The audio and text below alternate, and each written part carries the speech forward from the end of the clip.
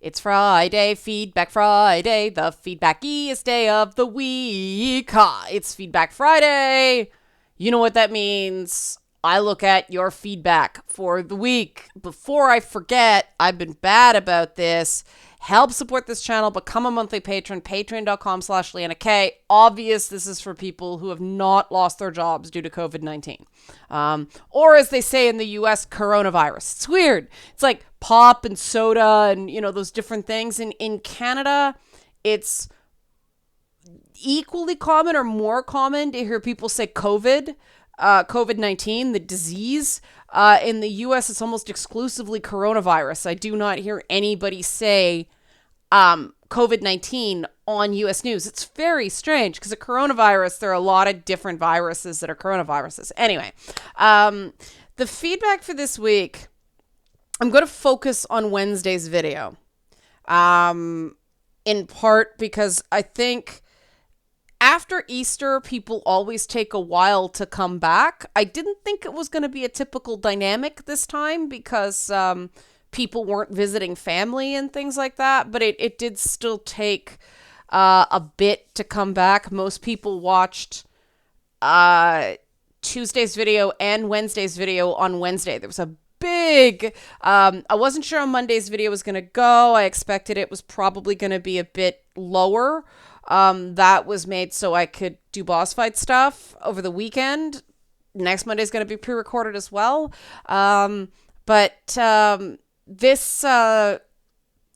This week, Tuesday was also low, and I'm like, really? And then boom, the counts were better. Not where they usually are, but better come Wednesday. So I think some people have admitted to me that they're losing track of what day it is. That's understandable. But these are not normal times. So I'm just doing my thing and continuing to work on boss fight. The patrons got the lengthy explanations of delays and what I've been working on and all that stuff. Next week, I am hoping to have some previews available to show the patrons in some way, shape, or form. So become a patron, like I said, if you want boss fight updates. The Kickstarter, I have been better about updates on Kickstarter too. I've finally gotten to the swing of that. So yay, go me. But the thing about gaming myths, I've been reminded of a phenomenon that happens, that happens to me quite a bit in discussions of games, where people start talking about women and what games women play as if I am not one. And I've had people do this to my face. So it's not just that,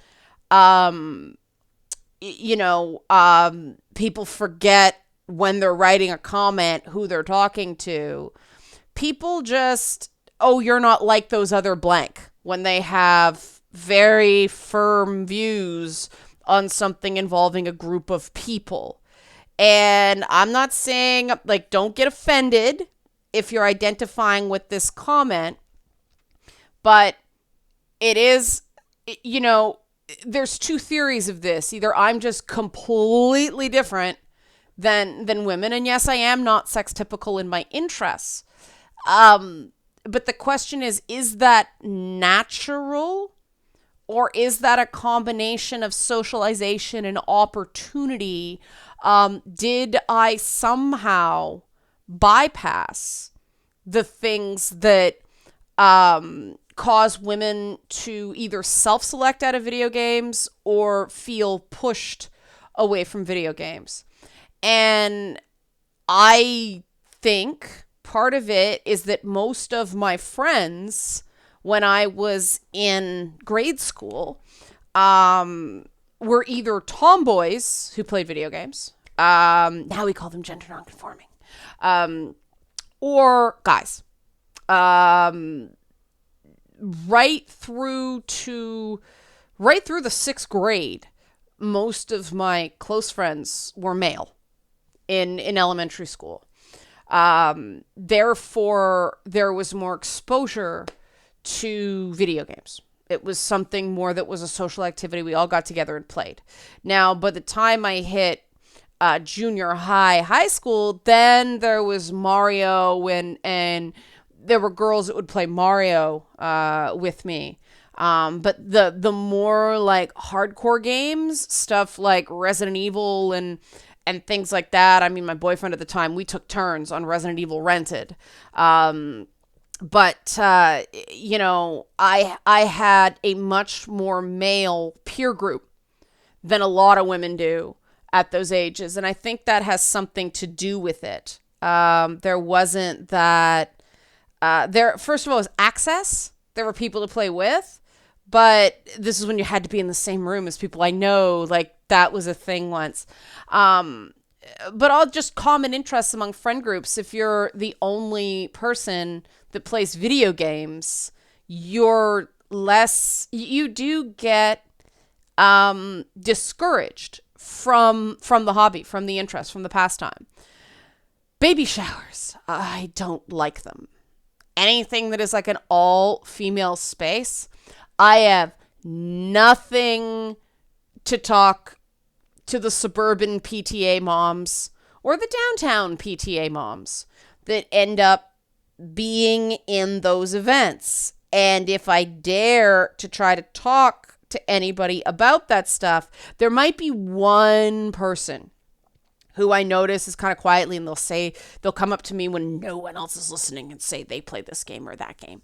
But a lot of the time it's the smile. You know, the one that's like half a sort of disgusted. It's more of a sneer. It's more of a lip curl than a smile. They're trying to smile, but it's like, whenever you try to, talk about what I do for a living or play video games, and like, God help me if anybody Googles me.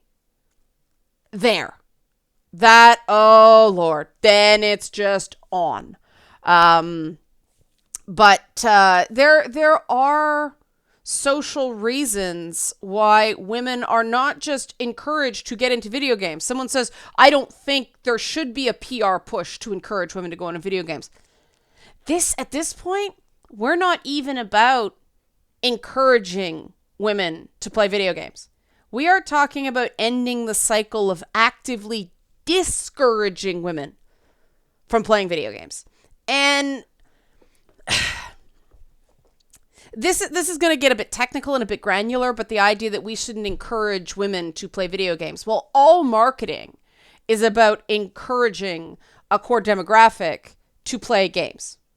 The problem with a lot of marketing is that because a lot of marketing engages in gendered myths, engages in stereotypes or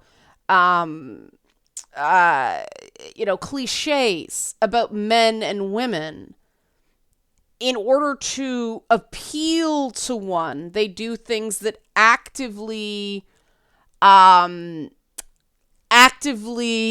put off the other.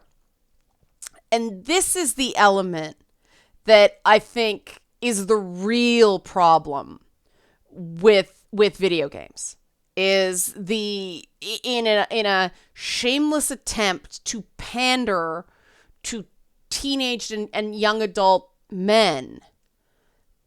They invoked a lot of cliches that, first of all, aren't true, and I think really encourage the stereotypes that a lot of people who don't play games believe about gamers, but also, or just play games casually.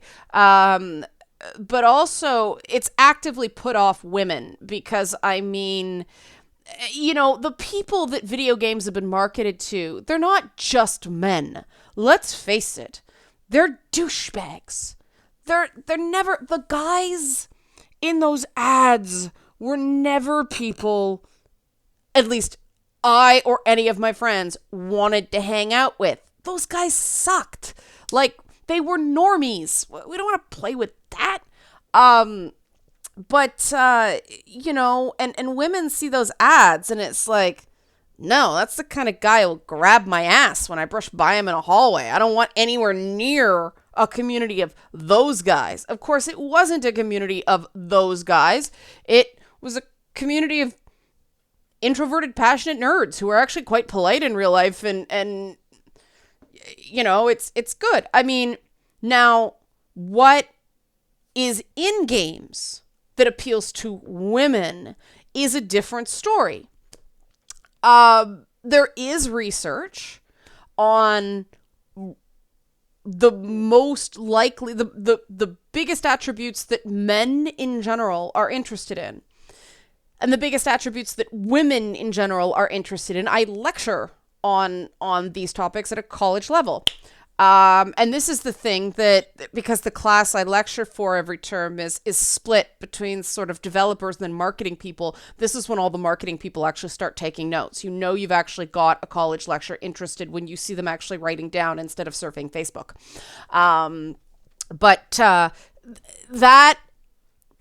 But again, I show them so they don't stereotype that my top two aren't the same as the male list or the female list.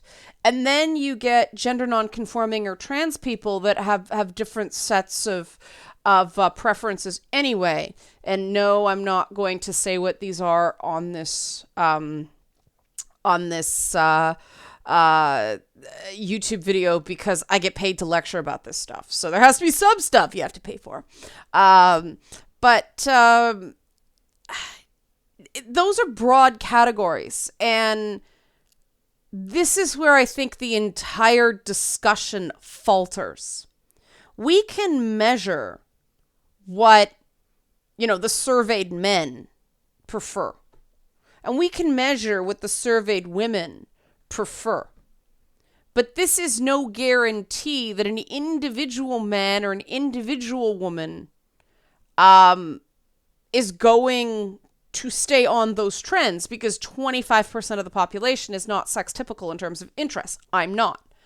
So, and quite frankly, I believe that people who identify as gamers, they're more likely to not be sex typical. Because, of course, if you looked at, if you looked at the things that men are supposed to be interested in games, a lot of the Japanese RPGs that do very, very well with, a core group of players, they don't fit that mold. And some games that are very popular with women don't fit the criteria that the average would dictate either. And some commenters did touch on this, and I was very happy to see some people connect to this. It's that you don't have to, and this is where I say it's different from trying to appeal to women and trying to not actively offend women who might be interested in your game. Right? And there's certain things like, if you have a high fantasy setting, don't cross the streams in some way. If you have a sci-fi setting, you're less likely to attract women. And I think that's just because of things like Harry Potter and Lord of the Rings. And I mean, maybe it'll start coming up, though. I'm not sure that Star Wars brought massive amounts of adult women into sci-fi fandom. It's gonna be the kids who are little right now who grew up with it, and these last three movies are their Star Wars. It's gonna take them a while to sort of go up and go, sci-fi is for me, right? We'll see. I don't know if it's gonna have that effect.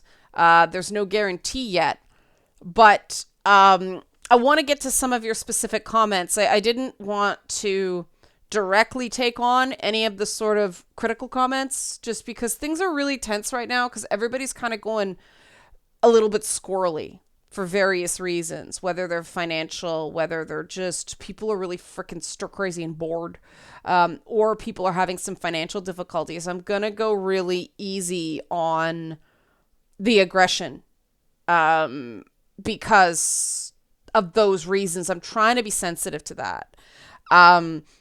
But I want to highlight Ralathar44, I actually air pumped when I read this comment because I thought it was very insightful. And I thought Ralathar, I assume, is male based on his icon, though YouTube icons are so small, I cannot tell a lot of the time. But this is what he said. My take, why do we react uniquely with social judgment and clickbait articles, meaning gamers? Because this is how nerds have always fought back.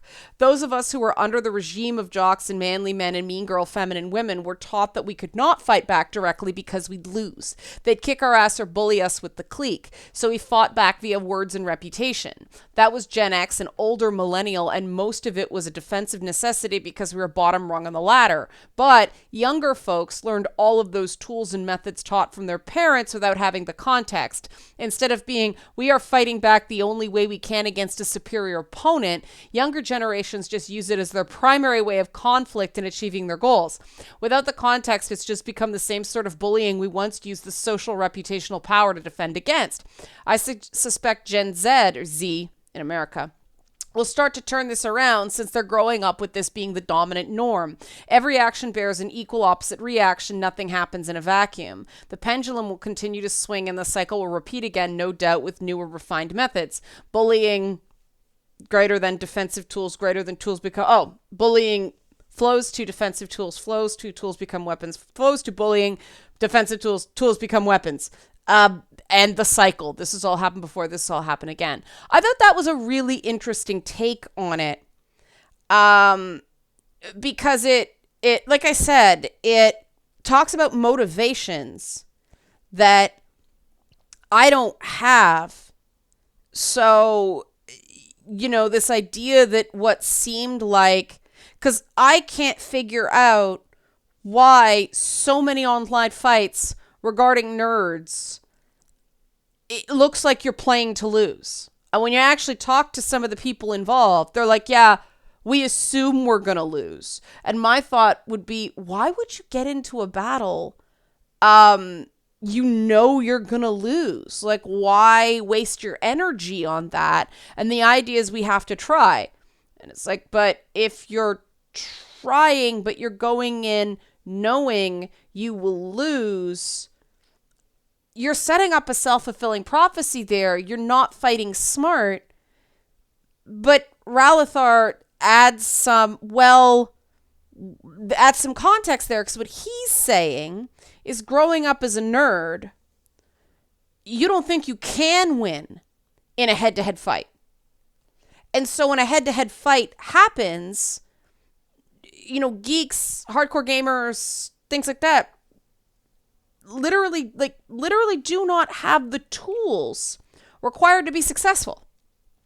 And it's like this entire group has sort of an intergenerational beaten downedness. That was not eloquent.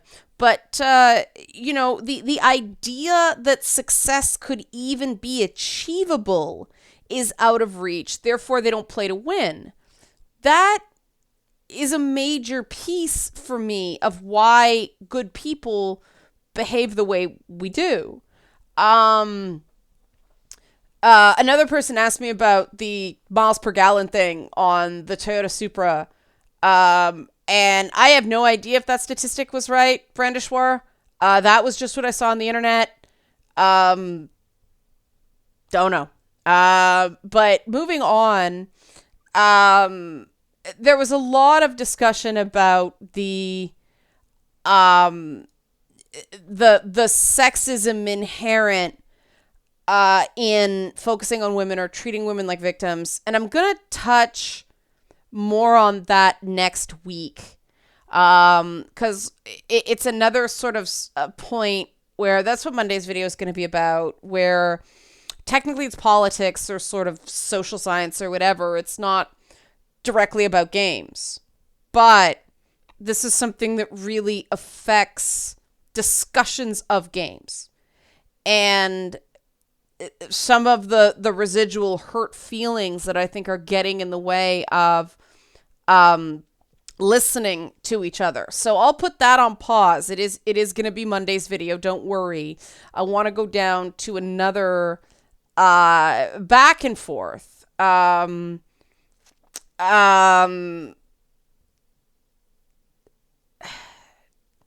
one person made a comment. I'm not going to read the comment because, again, I'm trying to go easy on anybody feeling attacked in any way.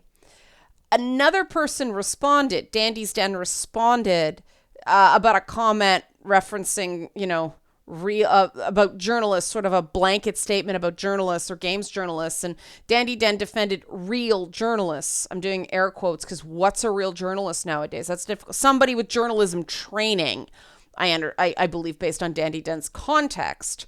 But Dandy Den said, I'm going to identify real, it's in quotes, journalists for a second. I went to college taking a course called Journalism in Print around 2010.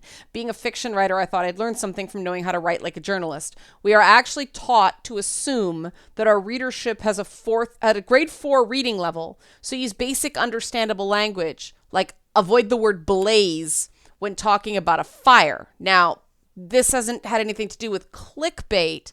It has to do with the idea that articles seem to be written for stupid people. And I chuckled when I read that, because when I was in those classes, when I was actually working in like other forms of media, fact-based media in the late 90s and early 2000s, we were told it was a grade 5 reading level. If you had a really, really educated population, educated reader base, you could push it up to 7th grade. But usually it was a 5th grade reading level. So the fact that it's dropped in 10 years to a 4th grade reading level makes me go, oh shit. So that is true. I have to validate what Dandy Den said. You are, and it's not because people writing for newspapers want stupid people or uneducated people, I'll say, to read their stuff. It's that back in the day when people actually wrote letters to the editor instead of just yelling at them on Twitter, you'd actually get complaints about pretentious language or, all that fancy talk kind of thing. People didn't understand what you were saying. I'm not kidding. This is something you do get into with journalism. Word choices. I sort of had to retrain when I was scripting for pop music segments. I used a completely different vocabulary than I do now. And I do think that that's part of the clash. Another part of the clash is that people who are games journalists desperately want to be real journalists. They want to be given that sort of credit. They want the prestige, right, of being a real journalist and taken seriously. And I think my phase of that was about maybe 3 months long when I was in my, 19 or 20 years old. Right when I started in TV. I was removed of it fairly quickly because what I eventually realized is that the real mark you make on the world as anybody who does fact-based writing, so documentary, infotainment, journalism, it's not the awards. They're arbitrary, and I do agree that they somewhat promote mediocrity. They promote sameness. A lot of the people who win awards for journalism, it was luck. They were in the right place at the right time. And anyone will tell you that. They seized an opportunity, yes, but luck is a major part of it. But, when you get comments where you change someone's mind or somebody felt more informed, or, when anybody says, I don't agree with everything she says, but as I said, it makes me feel sad to live in a world where people have to say that. I don't believe with everything she says, because of course no two people agree. But the fact that, I challenged someone's thinking, they didn't necessarily like it, but they came back, that's respect. And that's how you know you're doing your job, right? Unfortunately, now we live in this age where it's some kind of treason to consume content you may disagree with. And I do my best to read content on a regular basis I will disagree with. It's been harder and harder for me to find sources that I find challenging instead of just misinformation. Like, it's one thing to disagree on an opinion, but find the opinion an interesting perspective. It's another thing entirely to go, well, that's just not factual. Like, that didn't happen that way. And I'm not talking about stuff, oh no, I read somewhere it didn't happen that way. No, I was actually a first-party observer to this phenomenon. That is not what happened. It's that bad. Quite a few people say it's not that people have different interpretations of the facts anymore. People are working with completely different sets of facts. How do you get anything done? How do you compromise? How do you find? You don't. You don't find middle ground. And you don't compromise. And that's, quite frankly, the purpose of the tactics that we're living in right now.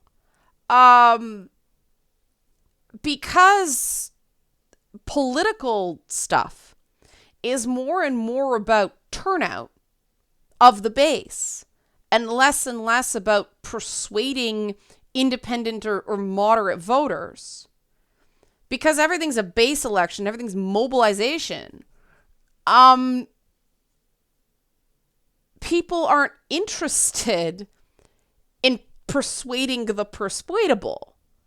They're interested in motivating the rabid core of political ideology that, no, they don't consume media that doesn't agree with them. You're a traitor if you consume media that... I am starting to see tendrils of change in that regard. I am starting to see people not allow their vote to be suppressed. I am starting to see people more and more go, no, you know what? I'm going to go vote. I don't have to love either of them, but I am going to pick the best option. I'm not going to not vote. It'll be interesting to see what happens after this whole COVID-19 thing, whether that changes, whether that accelerates. But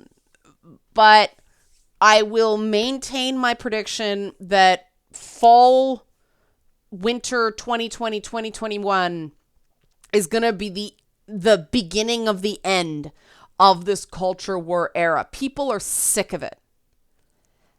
What we have some influence on, not control, but influence, is what happens after that. And I'll talk more about that next week. I'm going to leave it here. It's been a half hour. Thank you guys for sticking with the content. Thank you for engaging. I'm sure everybody's got a lot going on right now, but help support this channel. Become a monthly patron, patreon.com/Leanna K. Have a good weekend.